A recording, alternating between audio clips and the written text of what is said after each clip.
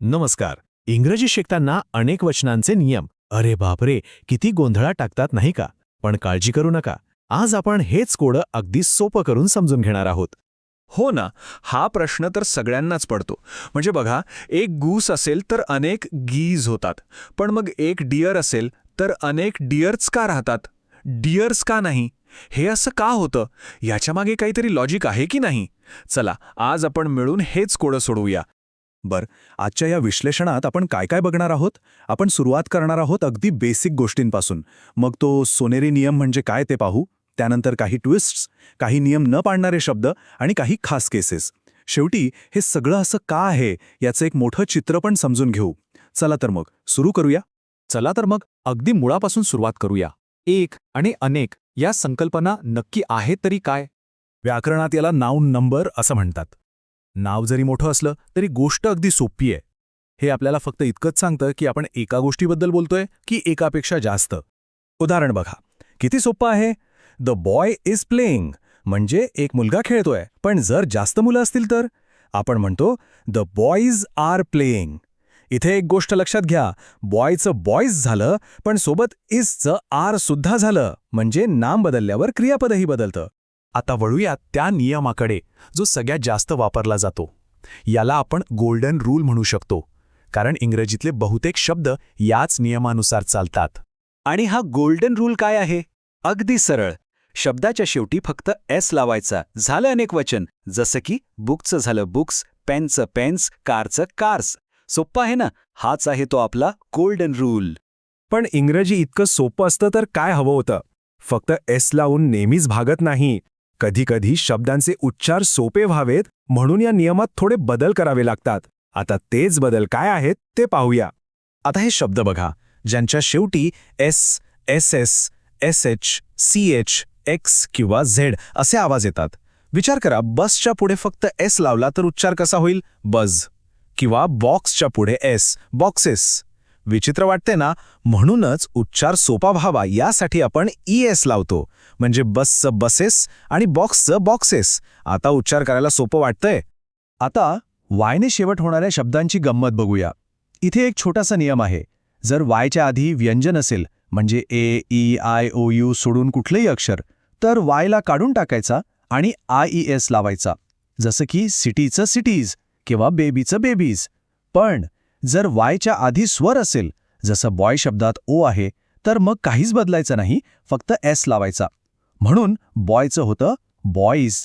पुढचा पॅटर्न आहे एफ किंवा एफ ईनी शेवट होणाऱ्या शब्दांचा. इथे काय होतं? बहुतेक वेळा आपण एफ किंवा एफ ई काढून व्ही ई एस लावतो. जसं लीफचं होतं लीव्ज, नाईफचं क्नाईव्ज. हा पण एक अगदी ठरलेला पॅटर्न आहे. आणि आता येतात अपवाद. कारण नियमांना अपवाद नसतील तर ती इंग्रजी भाषा कसली? एफच्या नियमात पण काही शब्द आहेत जे ऐकत नाहीत. उदाहरणार्थ, रूफचं रूव्ज होत नाही, ते रूव्स असं होतं. असेच काही अपवाद या भाषेला इंटरेस्टिंग बनवतात.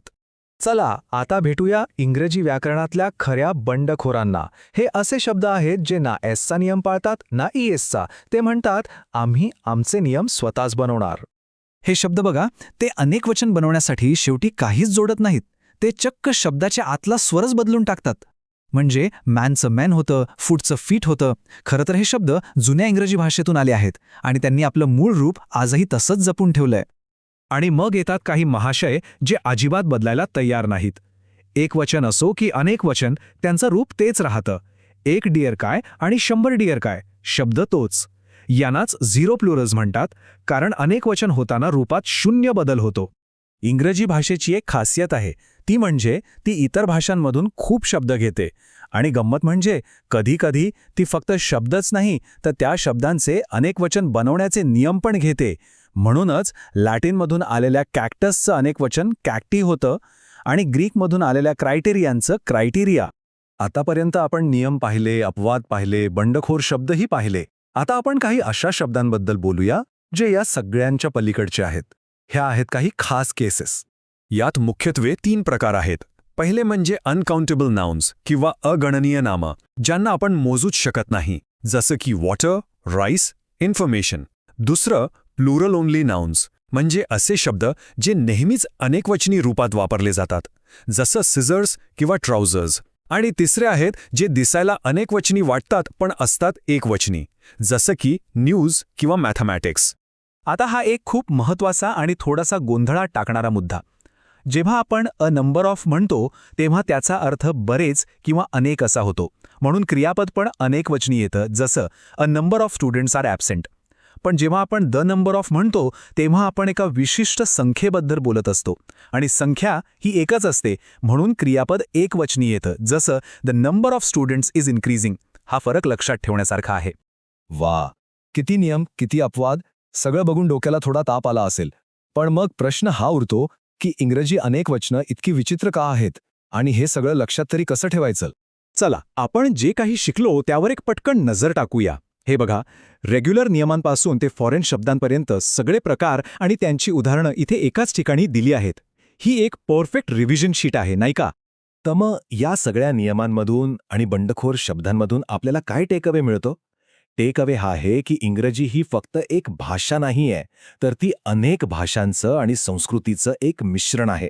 तिच्यावर जुन्या इंग्रजीचा, लॅटिनचा, ग्रीकचा, फ्रेंचचा अशा अनेक भाषांचा प्रभाव आहे. आणि हे जे विचित्र अनेकवचनांचे नियम आहेत ना, ते खरं तर त्या भाषेचा इतिहास सांगतात. ते फक्त नियम नाहीत, तर ती एक गोष्ट आहे.